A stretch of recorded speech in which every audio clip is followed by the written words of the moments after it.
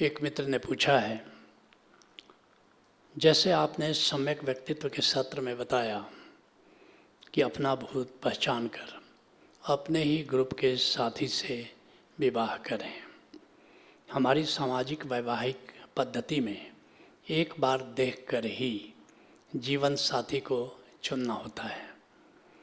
गुरुदेव, इस परिस्थिति में हम अपने जीवन साथी का ग्रुप कैसे पहचानें, समझाने की अनुकंपा करें। जीवन के विकास के 4 चरण हैं। पहला डिपेंडेंट, दूसरा इंडिपेंडेंट, तीसरा इंटरडिपेंडेंट और इसके बाद डिवाइन डिपेंडेंस। पहला है डिपेंडेंट। जब हम पैदा होते हैं, बच्चे होते हैं, तो हम सब अपने माँ बाप पर निर्भर करते हैं। डिपेंडेंट को ठीक से समझो। You have no choice to say no. नहीं कहने की जहाँ आज़ादी नहीं है, उसको डिपेंडेंट कहते हैं। बच्चा क्या नो नहीं कह सकता, उसको हाँ कहना ही पड़ेगा। लेकिन जब थोड़ा बच्चा बड़ा होता है, अपने पैरों पर खड़ा हो जाता है, नौकरी करता है, दुकानदारी करता है, युवा हो जाता है, उस स्थिति में वो इंडिपेंडेंट हो गया और अब वो ना कह सकता है और ना कहता भी है। पहली स्थिति में क्या था? न तो वो ना कहने की स्थिति में है, न तो ना कह सकता है। ना नहीं कह सकता, न कहने की स्थिति में है। दूसरे में क्या है कि वो ना कह सकता है और कहने की स्थिति में भी है। दोनों बातें ना, क्योंकि माँ बाप क्या करेंगे या कोई क्या करेगा, अपना कमाता धमाता है। ही इज इंडिपेंडेंट और शी इज इंडिपेंडेंट। लेकिन इससे आगे ओशो कहते हैं interdependence is higher than independence. Stephen R Covey अपनी किताब 7 habits of highly effective people में पहली पंक्ति ही कहता है interdependence is higher than independence. अर्थात अब एक तीसरा चरण आया, इंटर डिपेंडेंस। क्या है?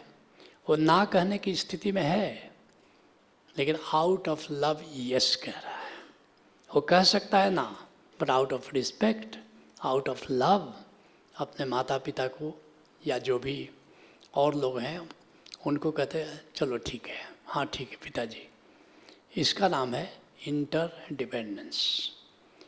जो मैं और एक और ऊपर स्पिरिचुअल पाथ पर चलोगे तो डिवाइन डिपेंडेंस, अल्टीमेट डिपेंडेंस। अर्थात अब परमात्मा पर तुमने सब कुछ छोड़ दिया, परमात्मा पर तुम निर्भर हो गए। लेकिन जब जीवन की यात्रा पर चलते हो, तो जब तुम युवा हो गए, इंडिपेंडेंट हो गए, अब इंटर डिपेंडेंस की बारी है। लेकिन इंटर डिपेंडेंस का इंस्टीट्यूशन है मैरिज। लेकिन उसके पहले तुम अपने इंडिपेंडेंट ही अगर ठीक से नहीं होगे तो फिर इंटर डिपेंडेंस नहीं हो सकते।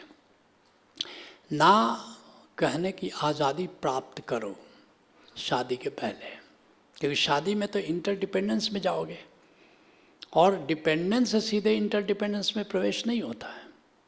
इंटर डिपेंडेंस के पहले इंडिपेंडेंट होना बहुत ज़रूरी है। दुर्भाग्य है कि भारतवर्ष में जो बहुत ही क्रिटिकल डिसीजन हमारे जीवन में आते हैं, उसके लिए वे माता पिता पर निर्भर करते हैं। इसलिए ओशो कहते हैं कि भारतीय युवक कभी भी युवा नहीं होता, भारतीय युवक कभी भी इंडिपेंडेंट नहीं होता और हमेशा वो डिपेंडेंट रहता है अपने पेरेंट्स पर। महत्वपूर्ण डिसीजंस के लिए भी अपने पेरेंट पर डिसीजन होता है। ये स्थिति ठीक नहीं है। इसलिए ये जो तुम बता रहे हो कि एक नज़र में हमको डिसाइड करना होता है, किस ज़माने की तुम बात कर रहे हो? वो ज़माना बीत गया। अब तो 7 लोग दाम्पत्य प्रज्ञा करने आते हैं, ठीक ठोक ठठा लेते हैं, फिर शादी करते हैं। नहीं, अगर बहुत ज़्यादा साथ जीने का अवसर नहीं है अपने जिसे तुम शादी कर रहे हो, तो इतनी आज़ादी तो तुमको लेनी ही पड़ेगी कि एक दूसरे के व्यक्तित्व को जाने। चाहे स्वयं जाने या मैरिज कंसल्टेंट के थ्रू जाने या ओशो धारा के किसी भी आचार्य के थ्रू जाने, ये जानना बहुत ज़रूरी है। बल्कि ज्योतिषी के पास जाते हो, मिलाते हो, अपनी टिप्पणी मिलाते हो, उससे ज़्यादा ज़रूरी है कि अपने स्पाउस होने वाले स्पाउस के व्यक्तित्व को जानो। दो तरह का व्यक्तित्व जैसे बताया गया है, एक है मैं सही हूँ, दूसरा व्यक्तित्व ग्रुप है तुम गलत हो। अब दोनों का व्यक्तित्व बिल्कुल अलग है, रात दिन की तरह है, गर्मी और जाड़े के मौसम की तरह है। जो मैं सही हूँ व्यक्तित्व है, प्रेमल है, लड़ाई झगड़ा पसंद नहीं करता, अपने को सही मानता है और उसी तरह जीता है। दूसरा व्यक्तित्व है तुम गलत हो, यू आर रॉन्ग। ऐसा व्यक्ति तो हर किसी को गलत समझता है। तो अगर ये दोनों ने शादी कर ली, एक जो हमेशा अपने को सही समझता है और दूसरा जो हमेशा दूसरे को गलत समझता है, ये कितने दिन चलने वाला है? जानबूझ करके नरक सृजन करना है, ये चलने वाला बिल्कुल नहीं। हाँ, अपवाद कुछ हो सकता है, लेकिन ओशो धारा में हम बताते हैं कि पहली कोशिश हो कि दो अलग अलग ग्रुप के लोग शादी नहीं करें। लेकिन अगर कर लिया तो ऐसा नहीं कि संभावना खो गई, संभावना दाम्पत्य प्रज्ञा है। यहाँ तुम आओ और यहाँ पर जानो कि अगर ग्रुप सेम है तब कैसे जीना है और ग्रुप अलग अलग है तब कैसे जीना है। दोनों ही बातें यहाँ बताई जा रही हैं। और ओशो धारा में ऐसे कई परिवार हैं, कई कपल्स हैं जिनके विपरीत भूत हैं, लेकिन आपस में बड़े प्रेम से रह रहे हैं। लेकिन ये ओशो धारा में जीने के बाद ये संभावना बनी है। लेकिन उसके पहले मैंने जगह जगह देखा है कि ये विपरीत अगर पर्सनालिटीज में शादी हो जाए तो जीवन नरक हो जाता है। इसलिए सामान्य लोगों के लिए तो मेरा यही निर्देश है कि विपरीत भूत प्रकृति में, विपरीत व्यक्तित्व में आपस में शादी नहीं करें।